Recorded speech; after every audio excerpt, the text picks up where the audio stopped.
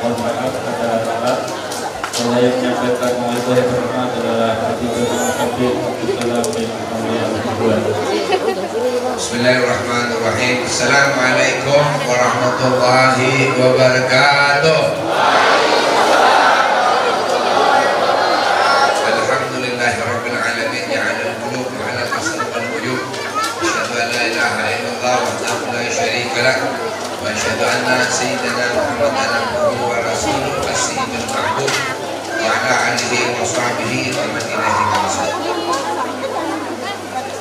Rabbi shrah li sadri wa yassir li amri wahlul 'uqdatam min lisani yafqahu qawli wa saddid lisani wahdi qalbi haqi sayyidina Muhammadin sallallahu alaihi wa alihi wasallam. Yang sama-sama kita hormati para habaib, para ustaz, para tuan guru, para ulama, hadirin hadirat, ikhwan akhwat yang dimuliakan oleh Allah Subhanahu wa taala. Dalam kesempatan ini kita hadir di sini dalam rangka memenuhi panggilan Rasulullah SAW dan panggilan daripada panitia yang mengundang kita di acara Maulid Nabi sekaligus panggilan daripada Imam Mustafa yang melalui kesempatan ini tiada kata yang pantas kita sampaikan, kita aturkan melainkan syukur kepada Allah atas nikmat yang telah diberikan kepada kita berupa nikmat Islam, nikmat iman, nikmat kesempatan dan nikmat kesehatan.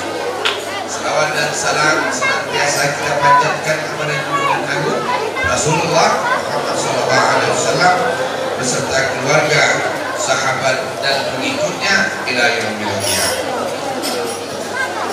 Kami juga mengaturkan ucapan terima kasih kepada hadirin yang sudi hadir pada kesempatan ini bahwa dua acara ini insyaallah telah berlangsung dengan baik dan semoga hajat-hajat kita dikabulkan oleh Allah Subhanahu wa taala. Amin ya rabbal alamin. Dengan tidak berlebihan, saya hanya ingin mengingatkan kepada kita bahwa ada pendapat daripada khulafaur rasyidin maupun para ulama tentang keutamaan daripada memperingati Maulid Nabi Muhammad sallallahu alaihi wasallam. Yang pertama, Sayyidina Abu Bakar menyatakan, "Man anfaqa dirhaman ala qiraati Maulid Nabi sallallahu alaihi wasallam kana rafiqi fil jannah." Barang siapa membelanjakan 1 dirham untuk mengadakan pembacaan Maulid Nabi SAW, maka ia akan menjadi temanku di dalam surga. Yang kedua, berkata Sayyidina Umar Ibn Al-Khattab, "Man azzama Maulid Nabi SAW faqad ahya'ul Islam." Barang siapa yang mengagungkan Maulid Nabi SAW, maka sesungguhnya ia telah menghidupkan daripada agama Islam. Kemudian berkata Sayyidina Utsman bin Affan, barang siapa membelanjakan 1 dirham untuk mengadakan pembacaan Maulid Nabi SAW, maka seakan-akan ia ikut serta menyaksikan perang Badar dan perang Uhud. Kemudian berkata Sayyidina Ali karamallahu wajhah, barang siapa mengagungkan Maulid Nabi SAW dan ia menjadi sebab dilaksanakannya pembacaan Maulid Nabi, maka tidaklah ia keluar dari dunia melainkan dengan keimanan, dan akan dimasukkan ke dalam surga tanpa hisab. Yang kelima, berkata Sayyidina Hasan Al-Basri, "Uditu law kana li masalan jabalin Uhud zahaban fa'anfaqtuhu ala qira'atin maulidin Nabi sallallahu alaihi wasallam." Aku senang sekali seandainya aku memiliki emas sebesar gunung Uhud, maka akan aku belanjakan untuk kepentingan memperingati Maulid Nabi Muhammad sallallahu alaihi wasallam. Kemudian berkata Al-Imam Junaid, "Man hadara Maulidin Nabi wa azzama qadrahu faqad faza bil iman." Barang siapa yang hadir di dalam majlis Maulid Nabi sallallahu alaihi wasallam kemudian mengagungkan Nabi Muhammad sallallahu alaihi wasallam, maka akan mendapatkan kebahagiaan daripada iman. Dan para ulama menafsirkan hal ini, jika di suatu tempat dibacakan Maulid Nabi kemudian ada orang yang tidak mau hadir, apalagi sampai membenci daripada Maulid Nabi, maka perlu ditanyakan tentang keimanan orang tersebut kepada Allah dan kepada Nabi Muhammad sallallahu alaihi wasallam. Kemudian Al-Imam Ma'ruf Al-Qarji menyatakan, barang siapa menyediakan makanan untuk peringatan pembacaan Maulid Nabi sallallahu alaihi wasallam, mengumpulkan saudara-saudaranya, menyalakan lampu, memakai pakaian yang baru, memasang harum-haruman, dan memakai wangi-wangian karena mengagungkan Nabi Muhammad SAW, niscaya Allah akan mengumpulkannya pada hari kiamat bersama golongan orang-orang yang pertama dari kalangan para nabi, dan dia akan ditempatkan pada surga yang paling tinggi, yaitu Al-Jannah. Kemudian berkata daripada Al-Imam Fahrul Razi, tidaklah seseorang yang membaca Maulid Nabi sallallahu alaihi wasallam di mana di sana disiapkan makanan, maka melainkan akan tampak keberkahan padanya, dan setiap sesuatu yang sampai kepadanya yang dimakan olehnya dari makanan tersebut, maka akan bergoncang dan tidak akan tetap, sehingga Allah akan mengampuni orang yang memakannya. Kemudian sekiranya dibacakan Maulid Nabi ke atas air, maka orang yang meminum seteguk dari air tersebut akan masuk ke dalam tubuhnya 1000 cahaya. 1000 cahaya dan rahmat. Akan keluar daripadanya 1000 sifat dengki. Keluar daripadanya 1000 sifat dengki dan penyakit, dan tidak akan mati hati tersebut pada hari dimatikannya hati-hati itu. Dan barang siapa membaca Maulid Nabi pada suatu dirham yang ditempa dengan perak atau emas dan dicampurkan dirham tersebut dengan yang lainnya, maka akan jatuh ke atas dirham tersebut keberkahan, dan pemiliknya tidak akan fakir serta tidak akan kosong tangannya dengan keberkahan daripada Nabi Muhammad SAW. Al-Imam Syafi'i menyatakan, barang siapa mengumpulkan saudara-saudaranya untuk mengadakan Maulid Nabi SAW, kemudian menyediakan makanan dan tempat serta melakukan kebaikan untuk mereka, dan dia menjadi sebab atas dibacakannya Maulid Nabi SAW, maka Allah Subhanahu wa Ta'ala akan membangkitkan dia bersama dengan orang-orang siddiqin, para syuhada dan sholihin, dan dia akan dimasukkan ke dalam surga Jannatul Ma'in.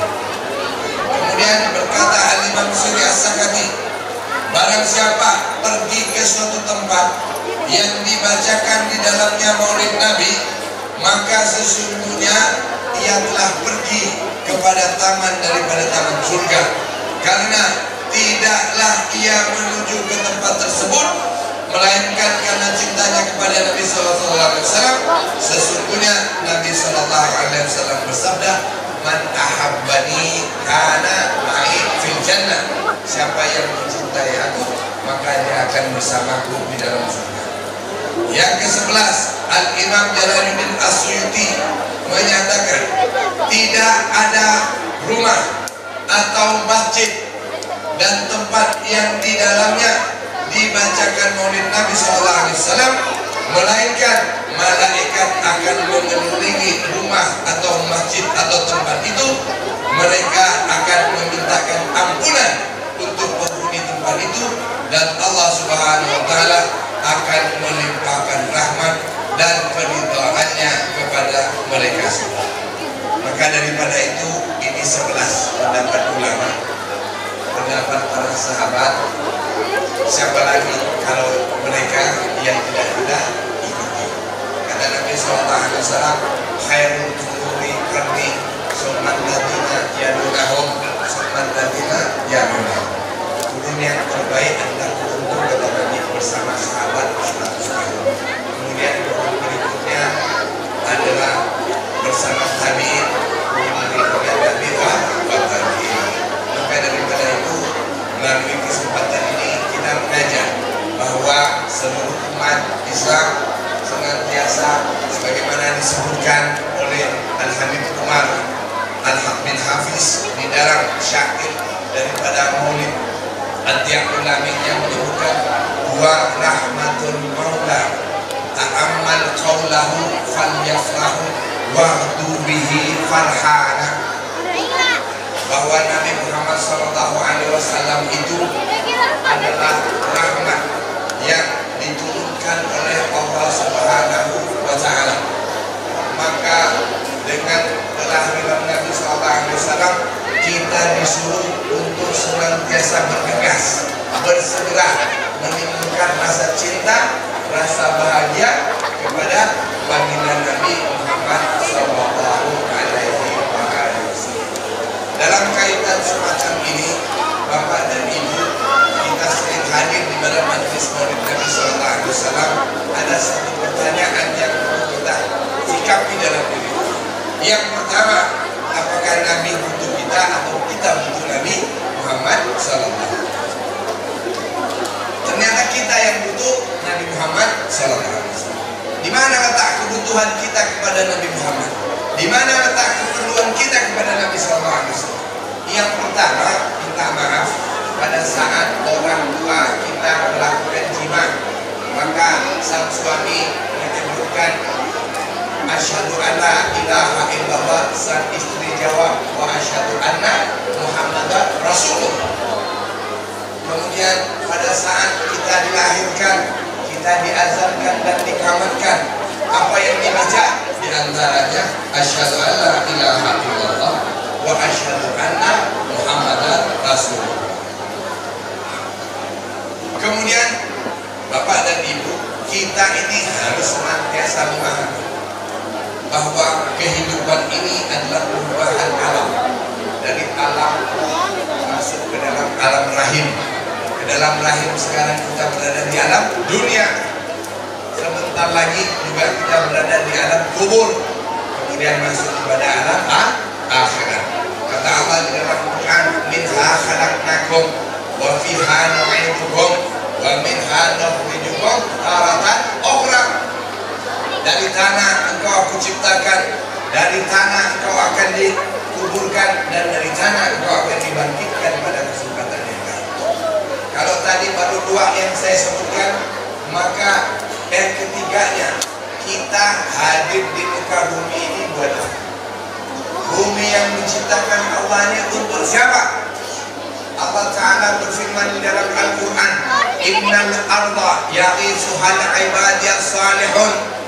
Sesungguhnya bumi ini hanya diwariskan Allah Subhanahu Wa Ta'ala kepada kaum salihin. Siapa kaum salihin itu? Yaitu mereka yang sedang biasa mempedomani Al-Quran dan hadis Nabi di dalam kehidupan. Yang kedua, kaum yang senantiasa banyak beramal yang wajib serta yang sunnah.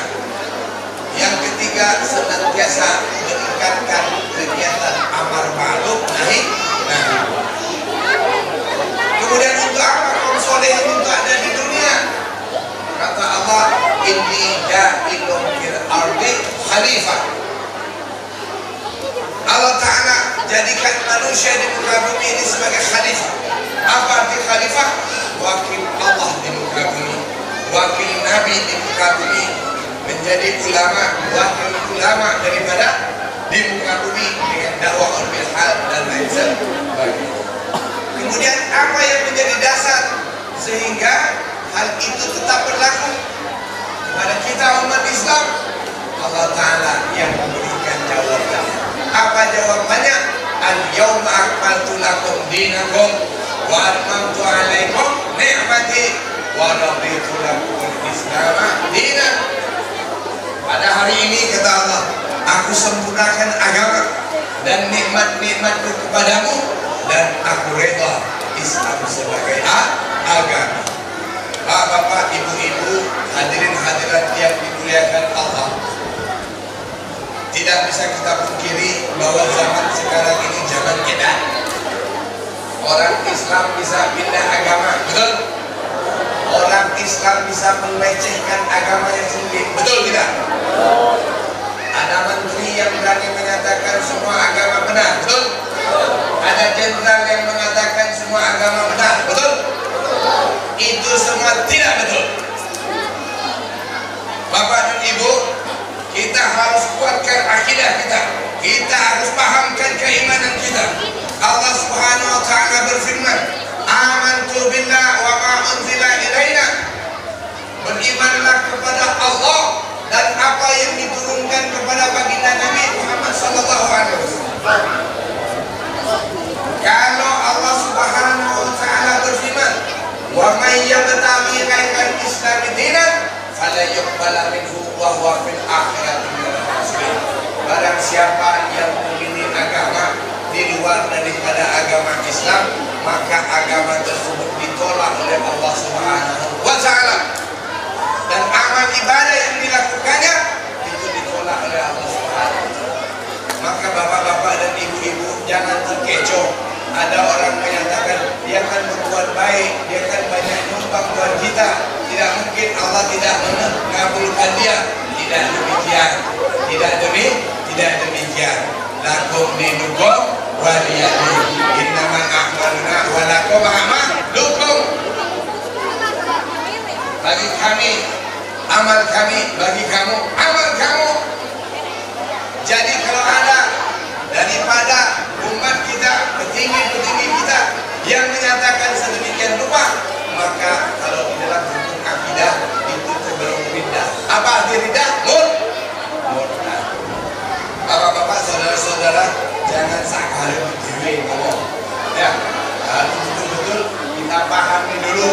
Jangan hanya kita berpengaruh, kita punya kekuasaan, kemudian dengan semenah-menah kita menyatakan sesuai dengan akal kita, padahal bahlul yang ada pada dalam diri.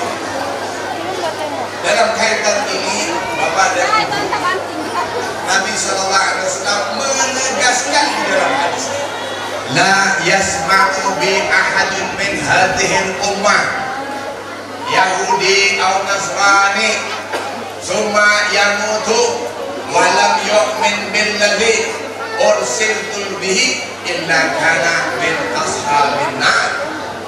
Siapapun di antara umat ini, baik Yahudi maupun Nasrani, yang telah mengenal aku kemudian dia meninggal tidak beriman kepada risalahku, maka tempatnya di neraka jahanam.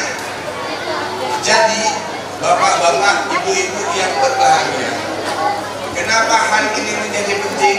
Kita perlu refleksi bahwasanya kalau kita mengucapkan syahadat, tidak hanya asyhadu an la ilaha illallah wa asyhadu anna muhammadar rasulullah dengan arti aku bersaksi tiada Tuhan melainkan Allah, aku bersaksi bahwa Nabi Muhammad utusan Allah. Tapi paling tidak kita kita memahami kalau kita mengucapkan syahadat ada 4 unsur yang harus melekat dalam diri kita, dalam pemahaman kita. Yang pertama mengetahui, yang kedua meyakini, yang ketiga mengimani, dan yang keempat membenarkan keberadaan Allah Subhanahu wa taala dan keberadaan baginda Nabi Muhammad sallallahu alaihi wasallam. Sehingga bapak-bapak, saudara-saudara, hal semacam ini menjadi perhatian kita semua. Supaya apa? Kita senantiasa menjalani kehidupan ini dengan sebaik-baiknya. Karena di dunia tempat kita menanam, di akhirat tempat kita menuai. Yang ketiga, yang keempat, di mana kita butuh Nabi Muhammad? Pada saat kita berada di dalam tubuh. Makanya umat Islam kita perlu sama-sama memahami ini sunnah yang disampaikan oleh Nabi. Kepentingannya buat kita, mengingatkan kita baik kepada orang yang hidup maupun kepada orang yang mati. Apa? Di masyarakat kita Ahlus Sunnah wal Jamaah. Di sana ada namanya talqin. Di antara talqin itu disebutkan man rabbuka wa man nabiyuka wa ma dinuka wa ma qiblatuka wa ma ihwaluka. Betul apa betul? Ini ajaran yang bagus. Jangan sampai hal ini dianggap bid'ah, hal ini dianggap haram. Kenapa? Di dalam kubur pun kita ditanya tentang malaikat bukan dan Nabi menanya, kau kenal nggak nama orang ini yang dimaksud Nabi Muhammad SAW? Jika orang itu menyatakan tidak kenal, maka malaikat memukul orang tersebut, di mana 1 kali pukulan digambarkan gunung itu meletus dengan abu sedemikian. Kira-kira dapat membuatnya. Maka dia dibayangkan tentang cerita alam neraka. Tapi kalau dia seorang yang beriman, maka begitu disampaikan, ditanya, kau butuh yang namanya Nabi Muhammad, kau kenal dengan Nabi Muhammad? Dia katakan kenal. Nabi Muhammad adalah Nabi terakhir yang diutus oleh Allah Subhanahu wa taala untuk menjadi pedoman yang kita manusia. Maka orang tersebut akan mendapatkan satu jawaban dalam surga yang menyenangkan dan dia tenang di alam surganya sedemikian rupa. Kemudian setelah itu Bapak dan Ibu, kita masuk kepada alam kebangkitan. Alam kebangkitan ini alam bakal, alam yang kita terakhir dalam kehidupan. Betul? Maka untuk hal ini kita secara singkat, semua nabi-nabi diminta oleh umat dari sejak zaman Nabi Adam sampai nabi setelah, sampai nabi berikutnya, sampai umat berikutnya ila yaumil qiyamah, semuanya minta syafaat. Pada Nabi Adam ada menolak, Nabi Musa, Nabi Nuh menolak, Nabi Ibrahim menolak, Nabi Musa menolak, Nabi Isa juga menolak. Semua syafaat itu ada pada baginda Nabi Muhammad sallallahu alaihi wasallam. Maka disebutkan kita di kota Kupang sering membaca Syarafan Alam, di sana disebutkan bahwa Hashim Syah Muhammad Munzil Halal Kimin, di mana disebutkan bahwa pada yaumil kiamah kita meminta kepada Al-Rasul Muhammad SAW, karena Nabi Muhammad lah yang bisa memberikan pertolongan syafaat kepada kita semua. Maka daripada itu Bapak dan Ibu yang dimuliakan Allah, tidak ada di dunia ini yang menjamin, menggaranti seseorang bisa masuk ke alam surga melainkan baginda Nabi Muhammad sallallahu alaihi wasallam. Di mana disebutkan di dalam hadis Nabi sallallahu alaihi wasallam bersabda, "Ismi bil Quran Muhammad, wa fil Injil Ahmad, wa fit Taurat Ahyad, li anni ahid antum madina." Namaku di dalam Al-Quran Muhammad, di dalam Injil Ahmad, di dalam Taurat Ahid. Aku disebut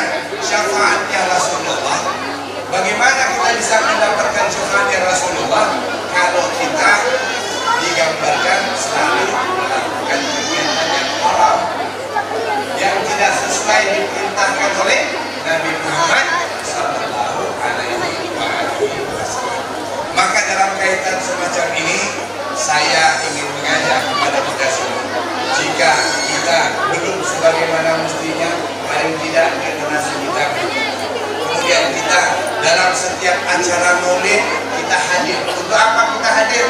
Kata Habib Umar bin Hafiz, billahi karir zikra wasfi Muhammadin kaima tuziha anil qulubi ma. Demi Allah, bagi siapa yang senantiasa mengulang-ulang mengingat sifat Nabi Muhammad SAW, maka orang tersebut akan dihilangkan daripada penyakit hati. Dihilangkan daripada penyakit hati. Sebagaimana Allah Ta'ala berfirman, wallazi yusalli alaikum wa malaikatuhu liyukhrijakum minal zulumati ilan nur.